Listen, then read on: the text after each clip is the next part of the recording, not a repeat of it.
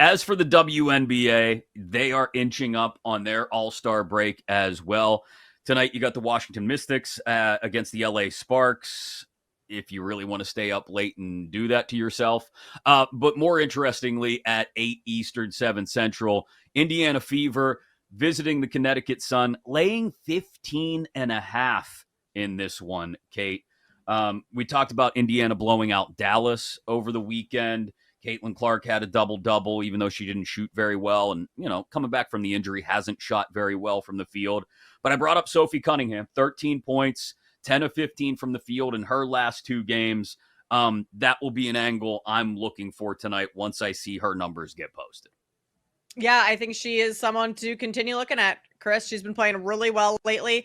And I'm looking at Caitlin Clark's assist numbers, which is perfect. Like, Sophie knocks down the triples, Caitlin Clark gets the assists, because Clark's shooting just has not been, it's been really bad. Like, I'm not going to sugarcoat it. It's been pretty awful lately. So I think it is smart to look at some other players to handle a little bit more of the scoring load. But Caitlin Clark, assist-wise, is still dishing out the dimes. She's still pushing the pace. The 15.5 that the Fever are favored by, I know the Sun are so bad, but I still think that is kind of a lot. This opened at 12.5, and so you're getting the worst of the number right now if you're betting it at 15.5. And the Sun, their home and road splits, they have a net rating of -27 on the road and -10 at home. So it's not great either way, but they are significantly better at home. And the Fever have been a little worse on the road. So I would actually look to back the Sun getting the points, and maybe you wait even a little closer to tip off and see if some more money comes in on the Fever, because it is Caitlin Clark. You're paying Fever tax. Right. If anything, I think that number gets larger in favor of Indiana, which in that case, then I think, if this gets to 16, I think you play the Connecticut Sun here. What do we think about Caitlin Clark? She's done it 5 times this year. 10 plus assists you can get out there at plus 130 for Caitlin Clark's assist number. That would we're basically then betting a double-double, which is plus 125. But if you just take the assists, again, to your point about her shooting lately, you're not even worrying about the points.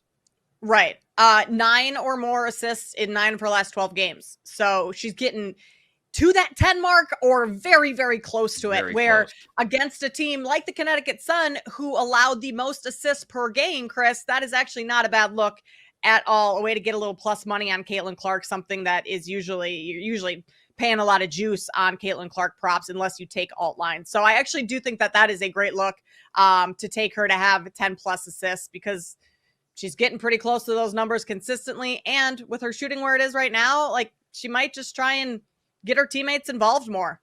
So I like that. Yeah, I caught that, and I thought, you know what? That's probably not a bad look given the way the shooting has gone lately, and if I don't want to play that. I mentioned we're getting up on the All-Star break. You watch the WNBA, I'll be honest, much closer than I do. So have you looked at any futures? Or, I guess before we get to futures, are there any other props for tonight that you like in that Indy Connecticut game? There are not in that, but I do like the Washington Mystics tonight over the Sparks. I just don't think the Sparks are a good basketball team. Mystics were 4.5-point underdogs when this line opened, and they have flipped to -1.5 favorites on the road. I think that's fairly telling. Sparks at home have not been great either. So that's the only other look that I have for tonight's games is the Washington Mystics laying the 1.5. In terms of futures, Chris, going forward, you've kind of lost out on the best of this number, because you could have got this 10-1-ish a couple weeks ago. But the Phoenix Mercury, they're really good. They're hitting a stride. They have a lot of talent on that team. They just brought over Dewana Bonner, who had 22 last night or 2 nights ago. And last night in the win over the Valkyries, which I lost because I bet the Valkyries in that one. But the Mercury plus 550 right now to win the title. They have the 3rd best odds, and I think they're a team that could be sneaky good. And sneaky isn't even the right term. They just are good. I don't even think they're sneaky anymore. But so much attention has been on the Liberty and the Lynx for most of the season that the Mercury are kind of finally starting to creep into the fold. And I think there's someone that everyone should have their eye on come postseason. Fever Mercury finals matchup is 14-1. I don't know why that caught my eye. I'm just throwing it out there. But I'm sure you're paying, like you said, the fever tax on that one.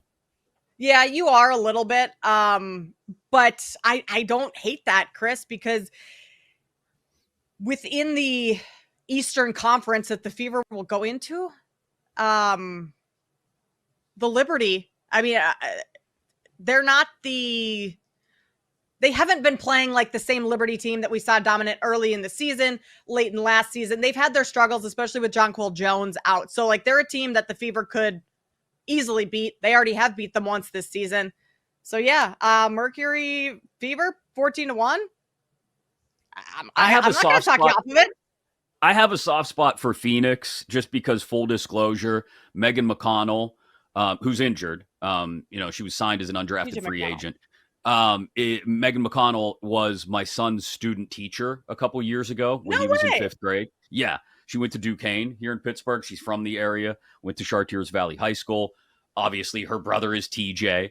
And her dad was the superstar, seemingly, of every post-game show during the NBA Finals, getting dragged onto the set to be a typical Yinzer in Yinzer fashion, talking about how Megan was a better player than TJ right there in front of the country. Anyway, I have a soft spot for the McConnell family, so I kind of have, by association, a soft spot for the Mercury. So I like that future that you threw out. Like you said, you probably lost the number on it, but if I wanted to get in on that, I'd think about it at plus 550. And like you said, they're just playing well, too. So I like when the vibes plays that I want to just throw out there have some actual statistical merit behind them. And you gave me some. Was she a good teacher? Did your son get A's? Oh, he loved her. We had to go to like half a dozen Duquesne basketball games so he could watch her play. Absolutely, he made signs. It was amazing. So there you go. Vibes and a soft spot for the Phoenix Mercury here on Bet Sweats.